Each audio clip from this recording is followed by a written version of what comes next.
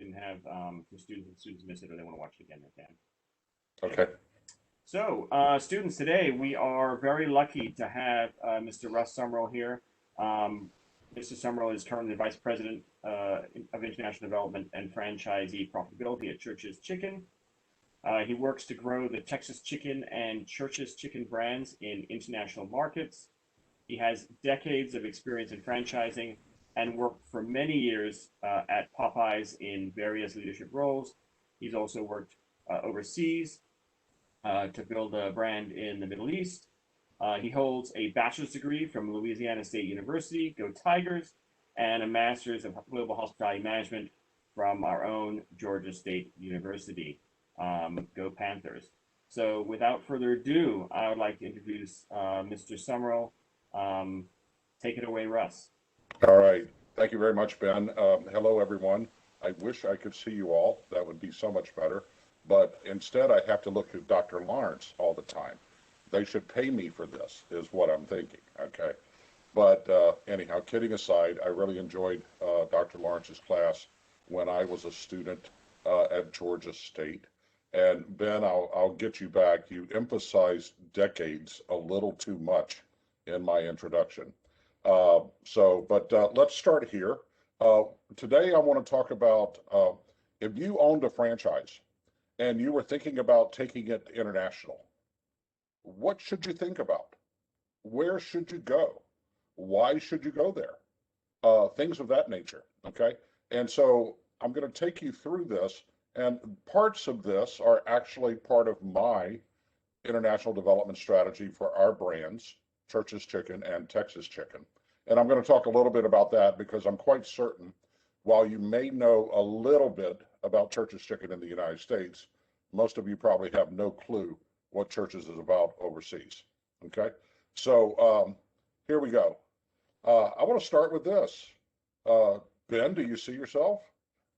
Yeah? Sure do. Yeah. So at the ripe age of 59, I made the decision that I wanted to continue to learn and add a master's degree. And most of the folks in the picture here are my cohorts. So just a year ago, I was in the program for the Global Hospitality Management at Georgia State, and I'm glad to say that I finished on time and with good grades, I might add as well. So you can teach an old dog new tricks. So let's talk about this. Our goal for today really is to just acclimate you to what an international development strategy might look like for a franchise brand, okay? So with that, wow, I hope you've had lunch. If you haven't had lunch, you might be getting hungry now. But what I want to show you, just looking at this picture, is this is branding. Not only is it a piece of fried chicken, and one might say, well, anybody can do fried chicken, but how we add value is through the brand, okay? With our brand, what we talk about is that we bring bold Texas flavor. Food you love, taste you crave. And we're bold. I mean, just look at the font, look at the colors, all of that. Call us big chickens, we don't mind, okay? A bit of a slogan there. And so as you're presenting your franchising product to potential investors, you're not just presenting, oh, a fried chicken store. You're presenting a brand and all the value that comes with the brand. And if you don't have a lot of value with your brand, you can't really expect to get much for it. Okay? So that's the hard part of the business, is when you're going international, you go into a marketplace where most of the time people have not been to one of your restaurants before. They're probably not familiar with what your brand is. And of course, this would apply outside of food and beverage. It could be shoe stores. It could be any type of franchise model. You need to have the power of brand to help you sell your investment product. Here we are, another illustration of where we brand. And this time you see the little icon down on the bottom left that says Texas. All right, so we're bold Texas flavor. Virtually every commercial advertisement, social media placement. We are constantly reinforcing the brand. Okay. And here we could say we've got OCD, obsessive chicken disorder. Okay. Uh, Now, so where are we today? If you look at the green colored countries in this map, there are 27 of them, and we operate in all 27 countries. We have about 1,600 restaurants. We do about 1.2 billion US dollars in sales today. Next, if you see the countries that are kind of in this burgundy color, those where I have already signed new development agreements, and we will be opening our restaurants there in the near future. Now, to be honest with you, we were delayed a little bit, like most of the world, due to COVID-19. Just imagine you want to go open a Texas chicken restaurant in Kenya. You've got to set up a supply chain. Well, my supply chain manager lives in Dubai. Kenya says nobody can come to Kenya from anywhere. And if you do go there, you got to quarantine for 2 weeks during COVID-19. So we had to hit the pause button. And that's not just literally, saying, okay, we agree to pause. We had to negotiate an agreement for the pause. And that became an amendment to the contract. Because in the contract, they had a duty to open so many restaurants by such and such date. Now that we have stopped the agreement, the official word is toll. Now that we've told the agreement, we now have a mechanism where both parties have to mutually agree to restart the agreement. Okay, and that's where we are today. And unfortunately, I'll show you something in a few minutes. It may be quite a while before we're able to restart our efforts in East Africa. And I was really excited about it. It was a very large 7-country deal with a major private equity group based in Dubai. And without COVID-19, we'd probably already have 10 restaurants open in the market. So what a shame. Now, finally, the countries that are in blue, these are the countries that we are targeting for our future development. And what I would ask you to ponder is, why those countries? Okay, so you should have received on Monday a handout, and that handout ranks the countries of the world based upon a lot of factors. And that's really handy to have, because if you were new at this, you would certainly want to use some data to help you decide where to go. So I'm going to show you a few pictures. These are restaurants that have opened in the last 2 months. Cambodia, beautiful restaurant we opened in Cambodia. It was our very first restaurant there. We have now nearly 30 restaurants in Vietnam. We have nearly 100 restaurants in Malaysia, more in Vietnam. One of those is in a mall. Actually, both of those are in malls. Here we are in Pakistan. Look at that, a beautiful 3-story facility. There's a children's play area up on the 3rd floor.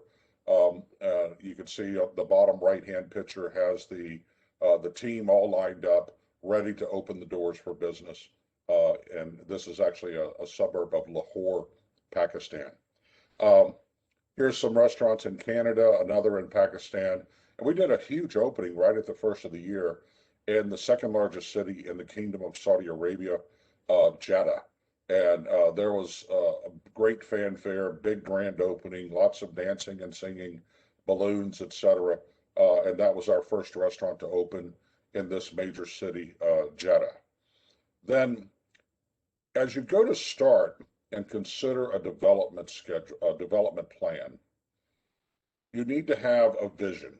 And this vision needs to have total alignment with the leaders and even the board of directors of the company. Okay. First of all, we set our vision to be the challenger brand in our segment. Okay. So in the world of fast food chicken, you might guess that KFC is the #1 brand in terms of units, total restaurants, and they lead by a mile. They are way ahead of Popeyes and Church's, especially because of China. In China, they have like 5,000, 6,000 restaurants already over in China. When you consider we have 1,600, they're already much bigger than us just in China, right? So, but we've decided that we wanted to be the challenger brand internationally ahead of Popeyes. If you look at Popeyes and Church's today internationally, our international reach is about the same.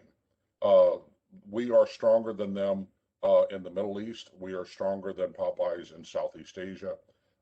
And we feel like we can go anywhere in the world and compete well against them and also be a great challenger to KFC, the market leader. Virtually everywhere we go, they are already there. Okay. Now, what else about our vision? Uh, we want to be very focused. We want to be very strategic. I will tell you that the most common mistake made by companies in the US that want to go internationally is they become reactive and opportunistic versus strategic. What ends up happening is somebody's cousin, brother, whatever, visits a town in the US and they see some concept that they fall in love with and they decide they want to take it back to pick a country. Could be Laos in Asia. It could be Bolivia in South America. It could be anywhere. Guyana in South America.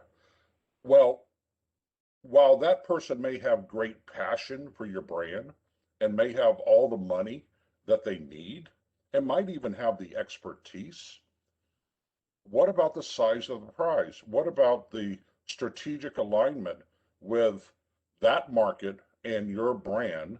What makes you think the consumers are going to want your product? Okay, you haven't done the homework yet. So it's a little bit like uh, being blind going into a market. You need to do your homework.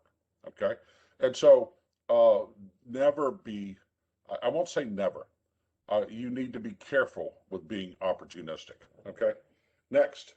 Uh, so I mentioned a while ago that we did a deal with a group in Dubai, a private equity group in Dubai. And they really, really wanted to develop Texas chicken across East Africa. And you may be a little confused, so let me go back and just explain briefly that in the Western Hemisphere, all of the Americas, we operate as Church's Texas Chicken. That's because we were founded in 1952 by a gentleman named George Church, and he named the company after his family name, Church's Chicken. Okay. Well, along about the 80s, when Church's became a public company, they began expanding and they went over to Asia, to places like China, Indonesia. And when they got over there, the first thing they tried to do was to register their trademarks. And the government in those countries, many of them said, no, no, no, no, no. You can't use the word church. That's a religious establishment. It could be confused like mosque or temple or anything else. So no, you can't use church as a trademark. So we had to come up with an alternative name. And since George Church started the company in San Antonio, Texas, why not Texas Chicken? And, you know, it's really a good thing we did that because 3 years ago in 11 different countries, we did consumer research, spent over $1 million to do this, intercepted more than 11,000 consumers. And what we found out is that the word Texas chicken as a brand is far more powerful than the word Church's Chicken as a brand. As a consequence of that, we are now going through brand transformation. Whereas in the United States and the rest of the Americas, where we used to be called Church's Chicken, we are now Church's Texas Chicken. In the US, that will start next year. Um, and and eventually, we believe that we will drop the word churches altogether and just be Texas Chicken globally. Okay. And why? It was driven by consumer data telling us that that would be the better way to go. Now, why didn't we just flip the switch and change all of the signs from Church's Chicken to Texas Chicken? Well, you've got a history that goes back to 1952. There's brand equity, especially in the United States, associated with Church's Chicken. So you don't want to make such a radical change and upset a lot of your customer base. So that's why we're doing this in an evolutionary way. Okay. Now, so who do we want to go after? We want to go after experienced QSR or retail partners. And that private equity group in Dubai, well, guess what? They don't run restaurants. They're financial people. They make investments. And so I said, well, listen, guys, I'd love to talk to you about bringing Texas Chicken to East Africa. But unless you have an operating principle that has a piece of the pie, investment, okay, security in that company, then I'm sorry, we're not going to do it because guess what? You don't have QSR experience. So what ended up happening was we did some matchmaking with some people that we knew with the private equity group, and now they have a operating principal who has equity in the company as part of their business.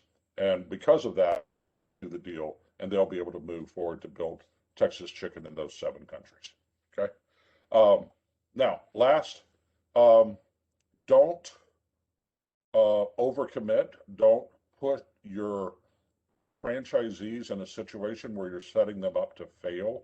You need to have a methodical development pace.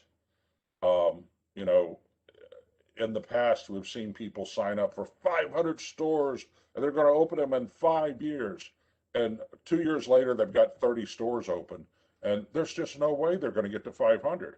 But now all of a sudden, you've got this relationship between the franchisor and the franchisee where the franchisee is failing. And guess what? Things become contentious. And then you start talking about defaulting development agreements because they're behind on developing the number of restaurants they should have developed. And now you've got a very toxic situation between the franchisor and the franchisee that could have been dealt with if you had just been reasonable. My approach to doing deals around the world is set them up in a very reasonable way so they can even overachieve and build momentum, feeling confident in your brand. And boy, they love you when that happens. It's not a toxic relationship. Okay. Now, last, everything in our business needs to be mutually beneficial. There is no scenario where win-lose pays off in the long run. If the franchisor is not getting their due, this thing will crumble. If the franchisee can't make money, eventually it will crumble. Now, you may have noticed when Ben introduced me earlier, my title is not just Vice President International Development. It's Vice President International Development and Franchisee Profitability. The reason that our company took that measure was we realized that if franchisees are not getting a good return on their investment, they are not going to continue to open new restaurants. Okay. And opening new restaurants and generating more and more sales every year, that's the lifeblood of any restaurant franchise brand. Okay. So I'm like a special weapon. If we have a market with high growth potential and that market is stumbling because of a lack of profitability. So a good return on investment typically is 3 to 5 years. If it's 6 years or longer, people start wondering if they should be investing their money someplace else. If it's 3 years or less, they can't wait to invest more money in your brand. Okay. So, and I'll give you a real situation. We've got a country in Asia. I won't name the country. Last year, they gave us 35 restaurants in 1 year. High growth potential market, major economy in Southeast Asia. But their profitability isn't looking good. And that was even before COVID-19. Okay. So my job right now is to look at that as an opportunity and say, what structural changes, not management changes, what foundational changes do we need to make in the type of restaurants we're opening, where we're opening the restaurants, the menu that we serve, so that we achieve a cost of goods sold that's reasonable, so that eventually they're going to get to that 3 to 5 year payback sweet spot. Okay. Because right now, at a much bigger number than 5, I'm concerned that they're going to go, whoa, stop. Why am I building these restaurants? I'm losing money. I should be building something else. So strategically, I get deployed to attack big issues like that. Okay. We have, of course, regular staff that work with all of our franchisees every day to help them improve their profitability by allocating labor better, marketing better to grow sales, learning better ways to manage their food costs, to reduce their cost of goods sold. We have staff that do this, but this other role that I'm referring to is a strategic role. Okay.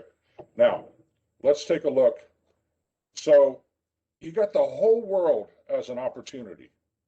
So you guys, you can type in your answer, but Ben, take a look at the chat for me, will you? How many countries are there in the world? You can just type into your chat and answer. What are we seeing, Ben? Anybody responding? Let me see. I don't see anything. Come on, guys. Let's see. How many countries in the world? Take a wild guess, anybody. Do I need to Oh, send here you we free go. Here we ticket? go. Hold on. 263. 263. Pretty good guess. I'm not exactly sure, but I have an answer behind them. So hang on. Anyone else? I'm not good at navigating this question and answer thing. Is that all I've got? For instance, And you if have I a only doctor's answer degree. at 263. All right, here we go. I'll go ahead and reveal. Hopefully we get a little more participation in the future. You know, if you talk about countries that are members of the UN, there's 193, and then also the Vatican and the Palestinian territory observe, they're not recognized as countries in the UN, so that would be 195. In the World Bank, there's 189 members, uh, and then if you think about it, over here you've got Olympic nations, and some of these are not exactly nations. You've got Guam, which is a U.S. territory, Hong Kong, which is a special administrative region of China, the Palestinian territories, Puerto Rico, a U.S. territory, U.S. Virgin Islands, a U.S. territory. So, but my reason for having this here is, where do you start? You know, your job, let's say your job is to develop an international development strategy for a brand, and really the world is your opportunity. And let's say you're already established in the US and now you want to grow, and really the huge opportunity is growth outside the US. That used to not necessarily be the case. Franchising as a business mode really didn't come into play until the late 50s or 60s, and then it really took off after that. So, and it was mostly an American idea for a while, and then we started taking it overseas. So, if you're going to select a market, what should you be thinking about? International expansion, as I said earlier, should always be strategic, that is planned, and should be focused on priority markets. And I'm not going to show you all of my target markets, but I will tell you that I have them broken down into priority 1, priority 2, and priority 3. And we have 3 different regions: Asia Pacific, EMEA, which would be Europe, the Middle East, and Africa, and then the Americas. All right.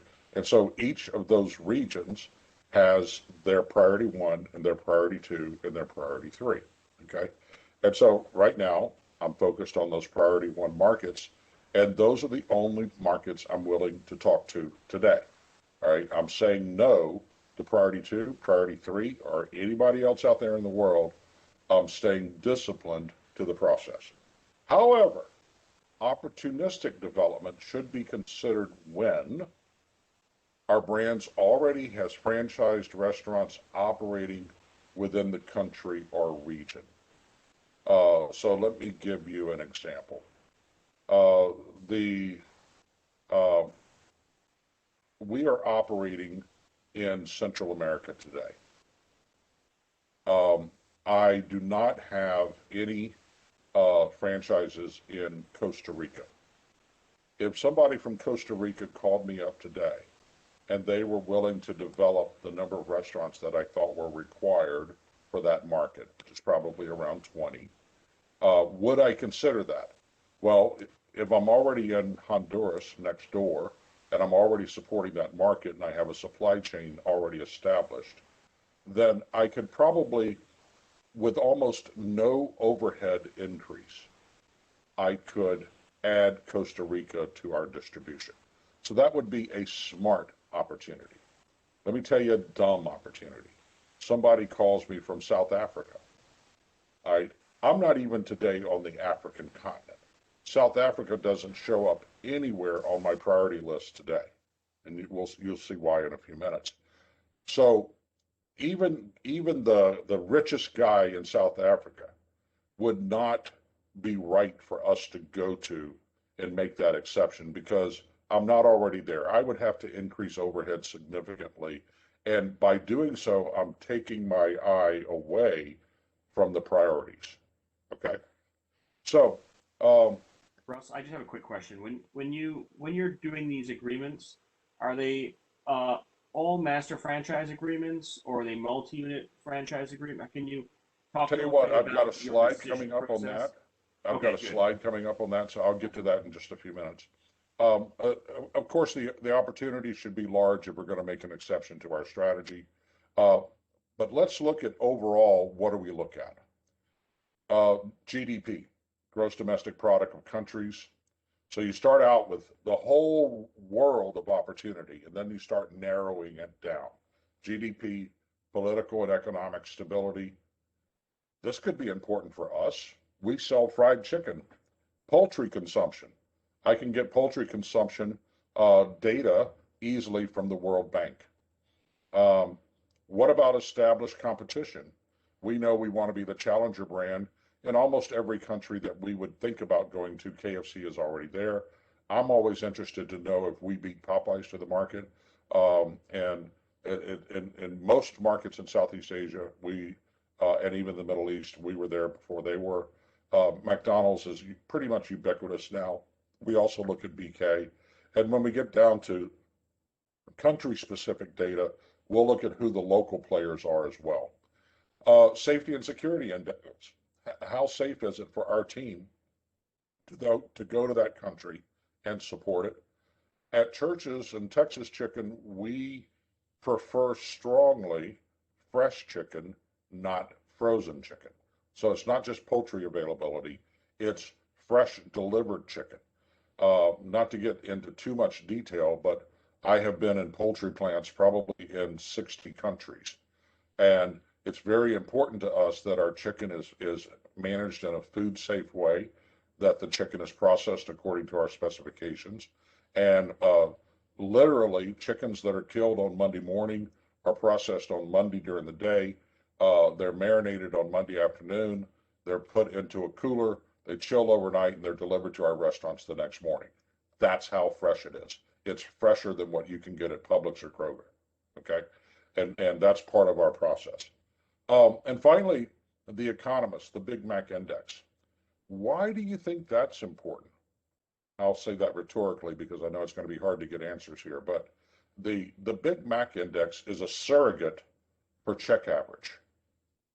Okay, so if Canada has a very high Big Mac Index, if you think of a developing country in the world, they will probably have a very low Big Mac Index. The Economist has been doing this for years. It's kind of an indicator of purchasing power. Okay, and so I've always used this as part of my data in what markets we would target. Now, this was provided to you on Monday. I hope you had a chance to take a look at this. And even if you don't have the resources to build your own matrix, this is available free of charge by Global View. Bill Edwards is the guy that does this. He does it.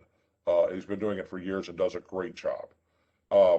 So if you were starting your own international development strategy, I would be focusing on the countries in green, not the countries in yellow or what would you call that, pink?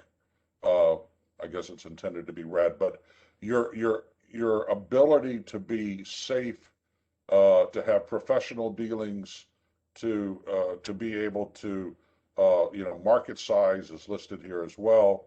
Legal concerns for brands, There's all sorts of very, very good classifications here for analysis that lead you to where should you go with your brand. Okay, so um, that's why that's there. Now, today the world is a little bit different. Okay, and Ben, I love this chart because you know what this is? This is an indicator of how the world's economies are going to recover. I bet there's a very strong correlation between vaccinations being applied and when those economies will be able to return to something pre-COVID like. Okay. And so I look at this, and when I look at my list of priority countries, well, if this is not in the medium to dark shades of blue yet, then I don't want to be spending much time there. First of all, I probably can't even fly there anytime soon to conduct business. And while there's a lot of things you can do virtually, and we're kind of proving that right now, there are still too many things that require face-to-face interaction. Like if we were trying to set up our supply chain, and I was going to send in our quality assurance people to a poultry plant, I would need them to be able to go there and teach people how to cut the chicken correctly. Okay, something as basic as that. So anyhow, this is the latest information I could find, and it's dated March 22nd, and today's the 24th. So pretty good stuff. I'm going to take a moment and show you my own development matrix. Okay, the one that my team has put together. It's very similar to the one that that you just saw, but it's a little customized for our brand. So the very first column I have over here is trademark status. I am never going to try to go to a country where my brand is not already protected. Why not? Well, I may get there and find out that somebody else is already using my brand name. And if I've already done a contract, now I'm probably in breach of contract because I can't provide a trademark to the franchisee. So very important to look at the trademark status. Corruption. Take a look at corruption in the country. Obviously, here the scale, yellow's best, red is worse. So the darker you get on that scale, the worse it is. The S&B credit ratings. This is financial stability. It represents financial stability in the country. So if I were able to, can I get good financing to invest in restaurant growth? If it's a AAA or any of the greens, basically, then that's a good country that I can count on. What about safety index? This is the GFSI index, and I also have the other safety index, which is the GPI index. The one that's GFSI has security factored in. So this is physical security. Are you likely to get mugged or kidnapped or whatever? Chicken supply.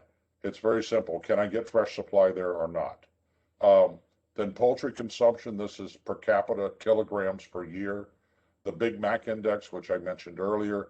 And then I look at competition, KFC, Popeyes, McDonald's. And then this column here is very important to me. This is a calculation that determines, based upon the data, what we believe our potential of number of restaurants is in that particular country. So using the first line, I've got Australia there.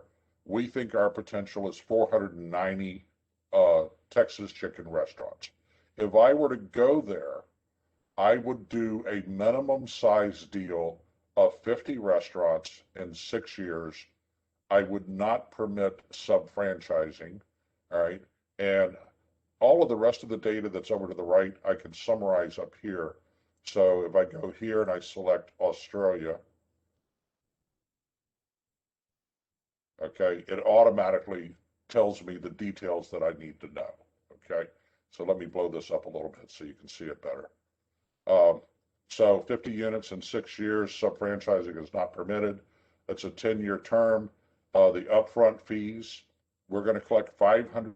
So if you're the lucky group in Australia that gets the rights to open Texas chicken restaurants, you have to give us $500,000 upfront to secure those rights being awarded to you. Then as you open each restaurant, you pay $15,000. And then once you start selling chicken and biscuits, we collect 5% of every dollar and 1% brand fund. And then we have them sign a contract commitment that they will spend a minimum of 4% on advertising in the local market. Over here, you can see the development schedule that would be in the contract. Year one, we would expect them to open 4 restaurants. Remember what I told you earlier about methodical pace of development? So we would start out very reasonable, 4 stores. We would probably set that up to be in Sydney or Melbourne, one of the main population centers in Australia, but 4. I would not want them to do 1 store in Melbourne, 1 store in Sydney, 1 store in Brisbane, and 1 store in Perth. Okay, that would be crazy. You're not building brand awareness when you do that. Second year, still just 4 stores. But usually what we see is we see the franchisee be more aggressive than the contractual requirement. There's no penalty for them being more aggressive. There is a penalty if they get behind. If they get behind, let's say they only open 2 restaurants in the first year instead of the 4 they promised. The way I have to look at that is I would have had a budget to collect royalties from 4 restaurants, not for the full year, but for a partial year, okay? And now, because you didn't open your 4 restaurants, let's say you opened 2 and you didn't open the last 2, I'm losing money every single day because you didn't open those restaurants that you promised me in the contract that you would open, all right? And so what ends up happening then is I terminate the right for them to build those 2 options. So now instead of building 50, which they paid for the right to build 50, they lose the $10,000 for each of those 2. That's $20,000 I put in my bank, okay? And now they can only build 48 restaurants, not 50. So that's the penalty if they're behind schedule on their development schedule. Now, there's another calculation over here based upon the size of the development. How much money in liquid assets would I require them to prove they have to start building the brand? It would be 4.8 million US dollars. So liquid assets, if you go back to your accounting and finance classes, those are things that are basically cash or cash-like. You can convert it today to cash, a stock, most bonds, and of course cash. Not real estate, things like that.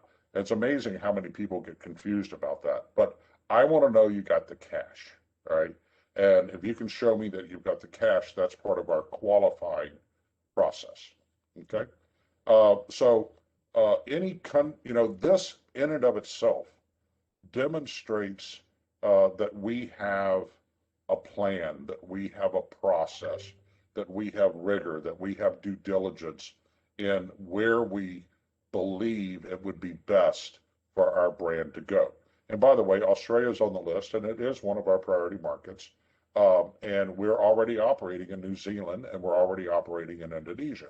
So it's almost a contiguous growth scenario for us in the Asia Pacific. That's why Australia is on the list. Okay, so with that said, let me go back to the deck and share this with you. Okay, so why do you suppose check average is important? We did an analysis of all the countries that we're operating in today, and very interesting. I've got a high check average, and this is all US dollars, USD, of $14.68 in Canada. Wow. So every time a customer walks in, on average, they're spending $14.68. Okay. Now, on the other end of the spectrum, let's go all the way to, say, Indonesia at $2.91. Okay. So, which country would I rather franchise in? Well, it's probably obvious to you. Canada. Why? Let's take a look at this little chart I did over here. How many customers does it take to reach $1,000 in sales? In Canada, I get there with 68 customers. Okay, now keep in mind, how do I get paid? I get paid on royalties. Okay, so 68 customers, I get $50, 5% of 1,000. I get $50 for every 68 customers. If I go down to Indonesia, I get the same $50, but we had to serve 344 customers for us to get paid $50. This is a fundamental that so many franchises that go international just completely overlook. Okay, and it's in all of my strategies. I would much rather be going to higher. That's why that Big Mac index is in my list. I want to go to countries that are going to have higher check averages. That way I can get more royalty per consumer. Okay, that's a productivity measure. Royalty per consumer. Okay, so something to keep in mind. Russ, what's the average check in the U.S. market? It's about $8 to $9. That $14 in Canada, is that just a function of just higher costs and things in Canada are more expensive? I mean, There, you know what? Very good question. And part of it is this. Canada has an economy that's more social democrat. Okay, so your costs that are built in, wages, insurance, benefits, uh, and all of that also shows up in your cost of goods, because all those employees that work at the poultry plant, or all those employees that work at Coca-Cola in Canada, they also have higher pay, and guess what? Their company has to sell their products at a higher price. And therefore, so does our franchisees. So while you might be able to get a chicken sandwich here for $3.99, that same chicken sandwich all by itself in Canada is probably at least $5.99. Okay, and that's converted to US dollars. It's actually higher in Canadian dollars. Okay, because Canadian dollars, I think, are about 30% devalued against the US dollar right now. Okay, so this is a crucial bit of data that is very often overlooked by people that try to go international. And frankly, by a lot of people who don't have a strategy and they're just doing opportunistic, and they have some really rich dude from Indonesia call them up and say, hey, I want to do your shoe brand in Indonesia, and you find out that you can only get $5 for a pair of shoes. Okay, you're just not going to make a lot of money. Okay, so here's the next level of analysis. And so once we do a letter of intent to do a deal, we really drill down into this. What are the indicative costs of the chicken, the labor, etc.? And that eventually that leads to a feasibility study, a financial feasibility study. And that's really important, not only to us, the franchisor, but to the franchisee, because as we like to say in the South, will that dog hunt? Okay, will this business work in that country? And if it's not clearly feasible, well, then it would be a bad idea for franchisor or franchisee to move forward. We did an exhaustive feasibility study on East Africa, and I spent nearly a month bouncing around to East African countries, visiting poultry suppliers, etc., to put together the indicative pricing, not contracted pricing, but indicative pricing that would help us build the feasibility model. Okay, and so that's why this was important. But if you look at these factors, size and growth of the market, cost of doing business in the market, ease of doing business in the market, overall propensity for fast food, existing penetration of fast food, KFC, others, and then the qualitative factors, all right, relative preference for chicken.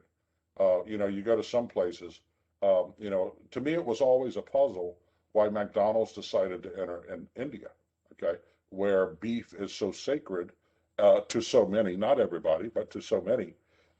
And yet still they were able to adapt their brand and continue to grow, although they have had many, many stumblings trying to grow McDonald's in India. Okay. Now, so I don't mind sharing this with you. This is exciting stuff, and trust me, our leadership in my company, we're excited at this. So there's 21 target markets that could lead to 2,000 restaurants, which is what we would do in the initial contract. So if I'm successful in the next 5 years of inking deals in 21 countries, that would add up to promises to build 2,000 restaurants. Those 21 countries also have a added potential of eventually 9,500 restaurants. So just the initial development opportunity, once fulfilled, would lead to an annual sales increase of 1.9 billion US dollars and royalty revenue of an additional $80 million. Okay. So for those of you that think that fried chicken is just a small business, look at those numbers, guys. All right. This is real business. This is not just selling chicken, but really it's selling an investment opportunity using the franchising model. Okay. Now, there's constraints we have to consider. Human resources. It's very, very difficult when you go to do a deal. There's a ton of work that happens before you ever sell the first piece of chicken. And we call that sunk cost. It's an investment. Okay. And so the company's got to be willing to make the investments. If we go to India, as an example, we're going to have to create vegetarian menu items. We don't have those today. But if we choose to go to India, which is in a priority 2 market for me, then we're going to have to make significant investment in creating unique, desirable, consumer test vegetarian items that can integrate into our operating system and be produced effectively and sold well. Okay. Financial resources, ability to source leads. When I was with Popeyes, we did an initial market entry study to go into India, and the initial consulting fee that we paid was well north of $500,000, and that was just to do consumer work to see if we wanted to do it. All right. So it takes. I use a rule of thumb. For every dollar we spend, we need to sell 10 pieces of chicken. So that's a lot of chicken that had to be sold just to pay for that research. And you know what? After looking at the research, we decided we weren't ready to go to India. Okay. So it was probably money well spent, because if we'd gone, I think probably Popeyes would not have been successful at that time. There has to be an ability to source leads. There's a time to market. Look at East Africa now because of COVID-19. I started working on that deal in January of 2018. All right. We're going to be 5 years since first contact before we sell a piece of chicken in the market. Regulatory requirements. Boy, this varies country to country. It can be extreme. If you go to countries like France, very, very difficult to do business there. Turkey, very difficult to do business there because they're such a protectionist country. Basically, they want you to source everything in country. If you bring it in from out, they make it very, very difficult and also expensive with duties added. Who do we look for? We talked about this a little bit earlier. Food service, retail experience, multi-unit concept portfolio company. So, for example, I just did a deal last week with a group that operates Tim Hortons up in Canada. They have 21 Tim Hortons locations. They signed up to build 11 Church's restaurants in Canada. They fit this exactly. Proven track record of securing high quality real estate, and they share our values. And yes, I have walked away from deals, even though people had the other 3 plus more money. If they don't share our values and how we look at the business, it's immediately you're going to be in this toxic relationship, and it's just not worth it. Here's the question you posed earlier, Ben. Business model choices. When you look at the different ways that you could go to a market, you could do franchising with an area or country developer. And this is how we do the majority of our development. So in Malaysia, we have one franchise partner for all of Malaysia, and they have that area exclusively. Same thing for Singapore, Same thing for the UAE. Now, in some places, we're using the master franchise model, and that's the third column here.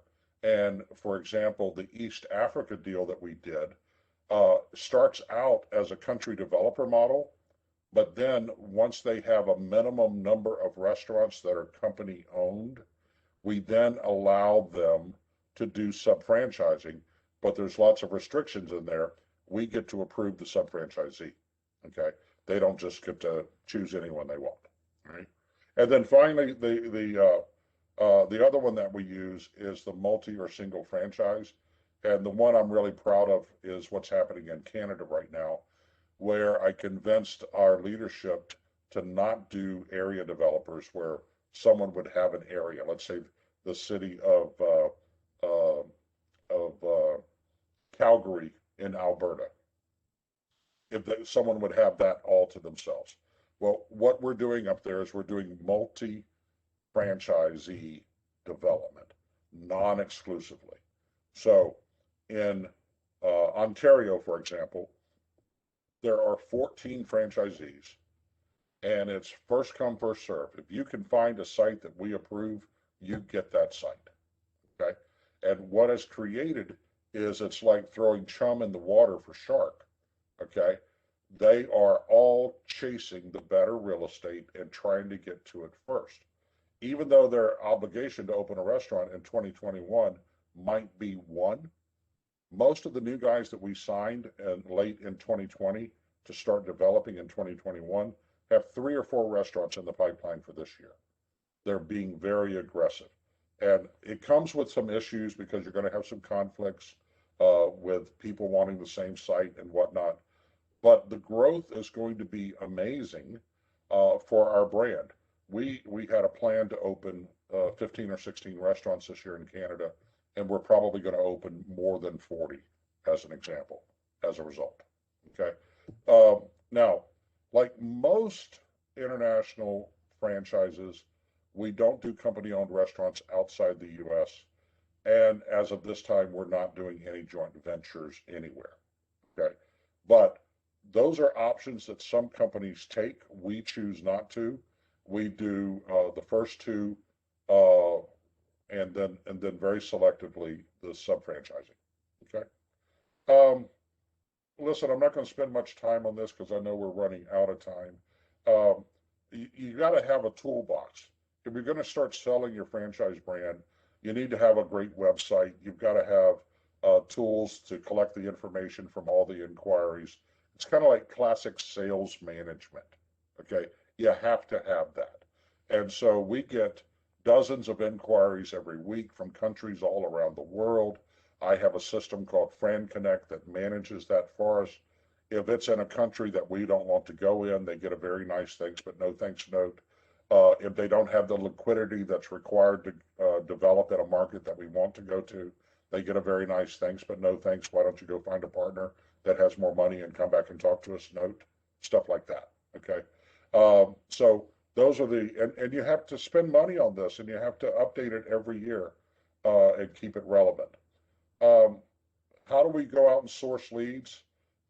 Digital, social geo-targeting leads, smart use of international franchise brokers. These are like hired guns. Somebody has a really strong network. If I want to go to Australia, I actually spoke with a group in Australia a couple of days ago.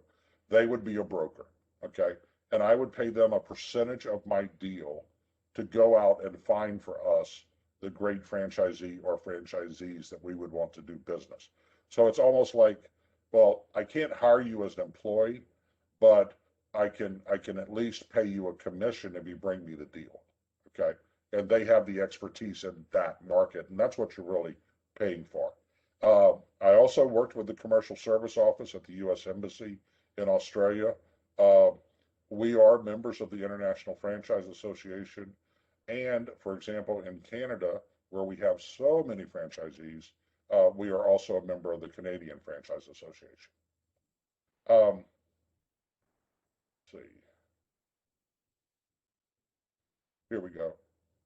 So essentially here is our process. Select the market, find prospects, market to those prospects. The ones that come in, you screen them. We do background investigations. And by the way, if you're doing international business and you're a U.S. company, you have to check people against the certain lists, like the terrorist list and things like that. And we do that. And I always use a third party to do that, so it's well documented that we fulfilled, and it's also independent due diligence. I can't have favoritism one way or the other. We enter into a letter of intent. With the exception of Canada, I always collect a deposit at the letter of intent stage. Why do I collect that deposit? Two reasons. One, it proves to me that they're really serious, because if they don't follow through, they may lose $50,000. All right, that's usually my deposit. And then the second thing is, immediately we're going to start spending money on local legal counsel. We may have some trips into the country to look at supply chain. So really, before we start spending a lot of money, I want to make sure that I've got a serious franchisee candidate that's ready to go to market. Okay. Then I mentioned earlier, my discovery visit to East Africa was a big one, because it was multiple countries. We always go into the market. Then finally, you present, negotiate, and execute contracts. We have an onboarding process for new franchisees. We call that our new franchisee orientation program. And then after orientation, that's when I hand it over to the operations team, the regional team, and they then execute what we call the go-to-market plan. Okay. We spend on average about $150,000 on going to a new market. Okay, so that's the money that we would invest before we ever sold a piece of chicken in the market. There's legal due diligence, tax, accounting due diligence, training, commissions, if I have to pay commissions to brokers, consumer research, real estate market mapping. Where do you want to build first, second, third in the local market? And then something that I update every couple of years is I want to make sure that my franchising structure is competitive. So if you look across the top here, you got Arby's, Burger King, Charlie's, Domino's, et cetera, et cetera, et cetera. It lists what their franchise fees are and what their royalties are, and so forth and so on. And so then over here, I can see an average. And then here, I can show you what mine is. Actually, the current is here. The upfront fee is $10,000 per restaurant. The initial fee is $15,000. A 10-year renewal is $10,000. So on a 20-year term, I now collect $35,000 per restaurant. Okay. Now, I have a plan in 2023 that I'm going to modify this, and I'm going to collect $20,000 as the initial fee and collect $15,000 at the 10-year mark, and that will take me up to $45,000. Now, if you go back, you can see, let's see, franchisee Popeyes is at $35,000, and that's actually a couple of years old now. I heard on the international side, since they went to RBI, that's their new owner, they're now at $55,000. McDonald's was at $45,000, KFC's at $45,000. So I'm hoping that I would get our fee structure up to $45,000 to match theirs. International growth. We're wrapping up now. Make sure the juice is worth the squeeze, guys. So if you're going to grow international, protect your brand's trademarks first. Plan to do cluster markets. That way you can effectively support them. Do focus on building brand awareness and brand equity. Do target high potential, high profit markets. That would be, how many units do you think you can build in the market, and what is the check average, because that will relate to sales and royalties. Don't be tempted by aggressive investors from non-strategic markets. That's a big mistake. Don't let your brand grow international a mile wide and an inch deep. Your system will break. All right, so if you allow yourself, oh, let's do a first store in Europe, a second store in South Africa, a third store in South America, a fourth store in Asia, how are you going to support that? How are you going to get products there? it's just not going to work. You've got to be very targeted. Okay. And finally, don't go international until your foundation domestically is proven and solid. Then build a strategy using professional management. Okay. That means you have to invest. So with that, I say thank you all very much. And what is my job description? To bring the flavorful, legendary taste to the world.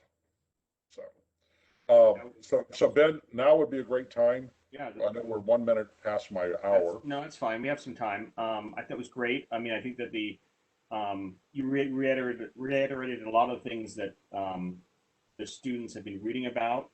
And I think that the way that you have methodically thought about expansion is something that, I've talked about in class, even domestically, right? When you think about, you could do the same analysis you did with countries that you would do with states and think about kind of how do you concentrically grow your brand.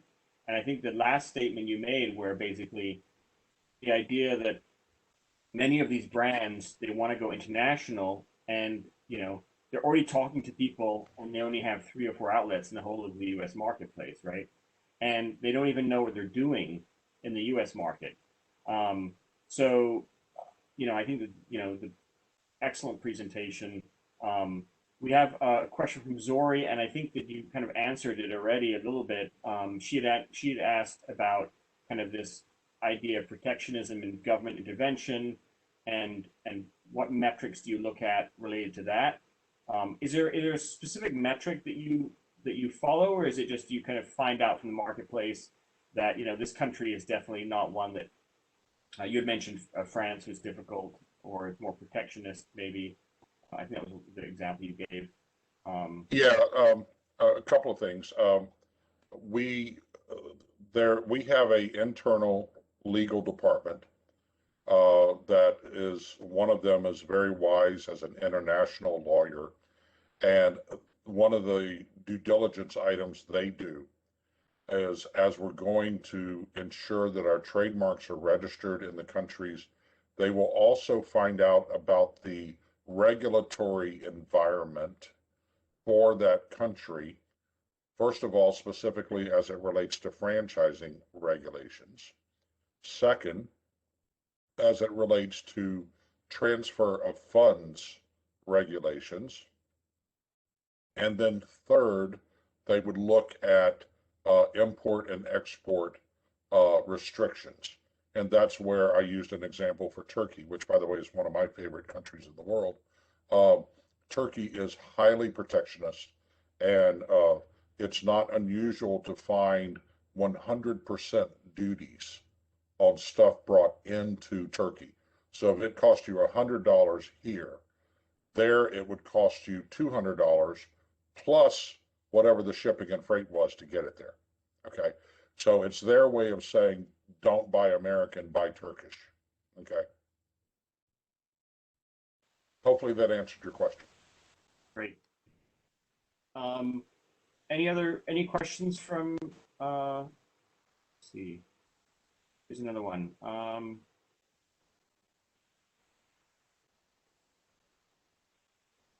Okay, so Zori is asking about kind of comparing kind of the minimum wage of a person as it relates to kind of purchasing power, and that even, like obviously Indonesia, things are cheaper to operate, your labor cost is lower, but you obviously factor that in when you think about kind of how the franchisee will operate. But really, when you're talking about the average check, you're really thinking about, from the franchisor's perspective, what kind of cut am I going to make, right? It's much better to make 4% of a high average check than 4% of a lower check. Obviously, you think about labor cost and in terms of modeling the franchisee's profitability in that marketplace, right? Yeah, so when we do the feasibility study, we do the feasibility study in local currency. So to the franchisee, they don't care if we think the royalties they pay us is good or not. Okay. What they're interested in is the return on their investment. So in the United States, we may spend $1.2 million to build a restaurant like the one that's in the slide right now. But in Indonesia, they might spend 300,000 in Indonesian currency, 300,000 US dollars equivalent in Indonesian currency to build that restaurant. And so at the end of the day, if that franchisee is making, say, 15% to 20% profitability, they're happy. It's in Indonesian currency and they're making 15 to 20% return, which would be a very healthy return for most any business. Okay. For us, it's more like if I'm going to devote my effort to go to a country, I should prioritize first those countries where I have the greatest return on my investment. Okay, and that's why a Canada would look much more lucrative than an Indonesia, just to use that example. Okay. So, Russ, you had mentioned before about South Africa, and I always thought South Africa was probably a pretty good market, given that, you know, it's the probably has the highest average check of the African continent, I would think. So, but you'd mentioned that it was not an attractive market. Can you talk a little bit about that?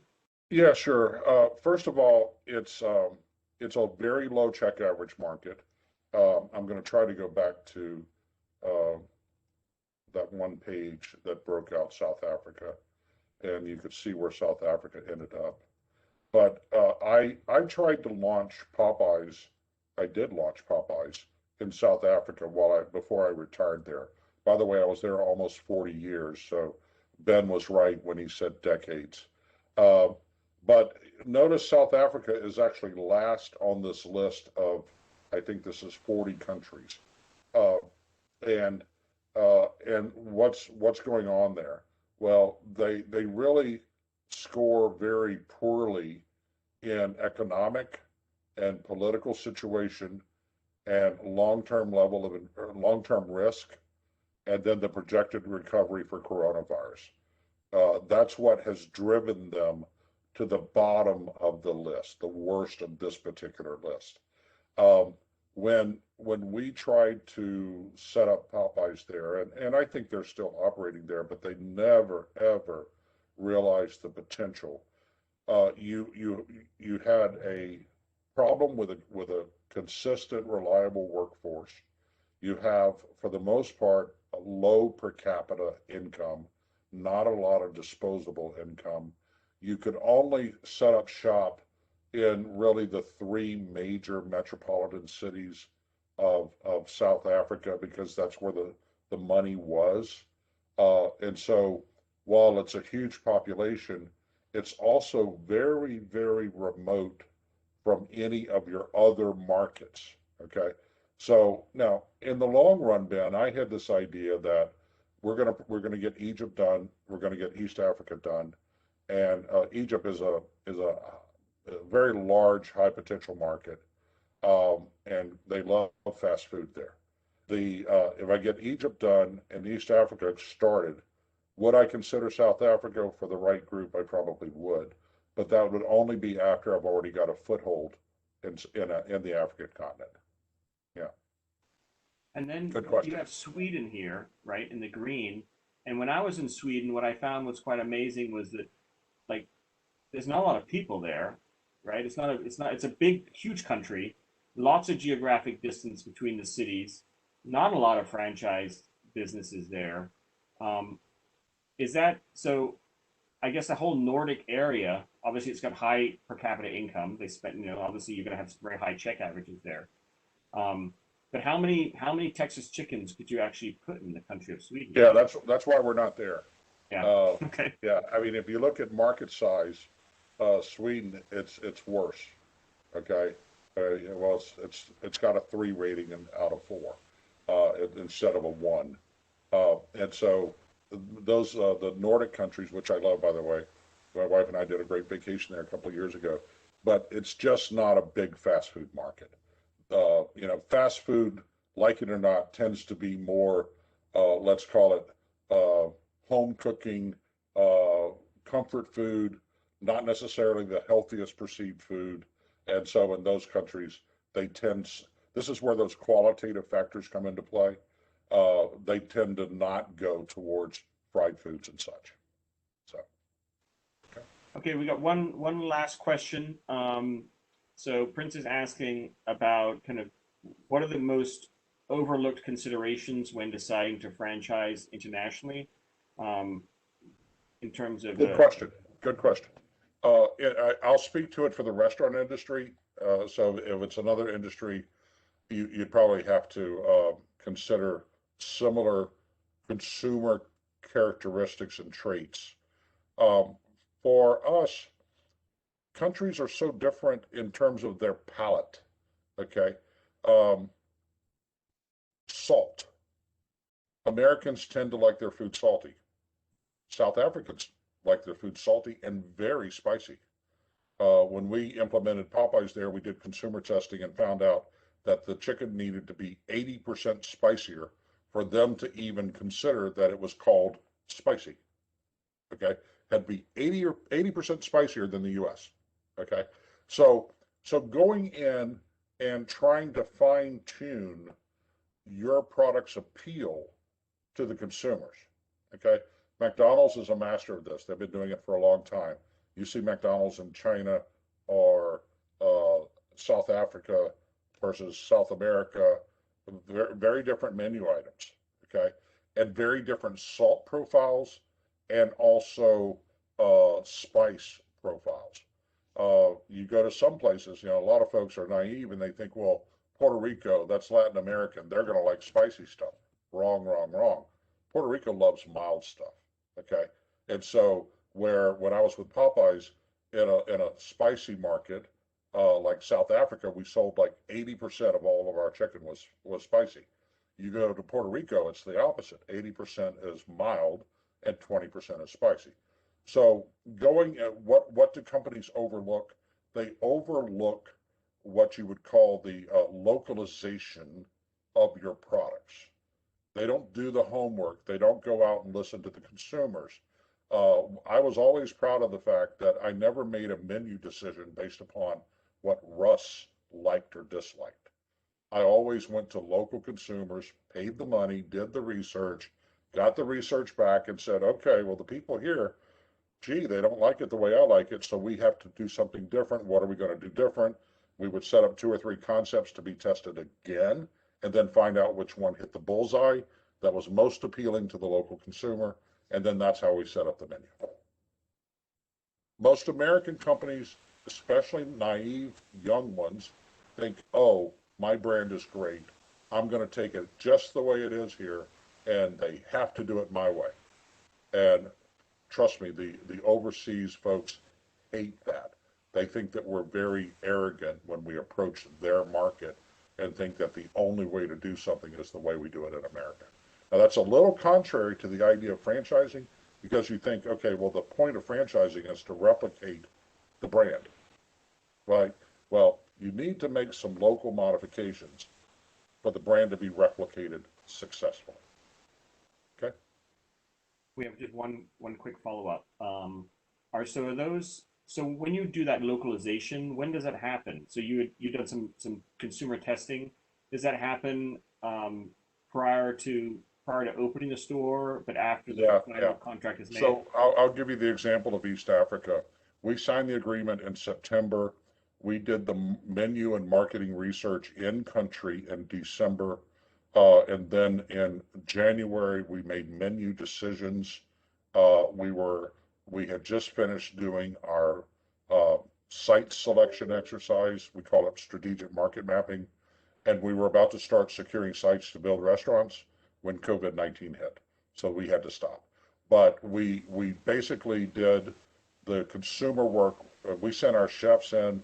We cooked for 400 Kenyans in Nairobi and did 100 consumers a day. They tested every aspect of our menu. And then we found out what they loved and what they didn't like, and then came back with new concepts, tested it again, made final decisions towards the end of January. And that was really important, Ben, because based upon your menu decisions, that affects your equipment decisions in the kitchen, okay? And that affects the footprint of the restaurant. So that's why it has to be done before you open. And do you pay for that, or does the franchisee pay for that? Actually, it's kind of a combination of both, because the franchisee paid us a lot of money up front, and then we take that money and we go spend it. Awesome.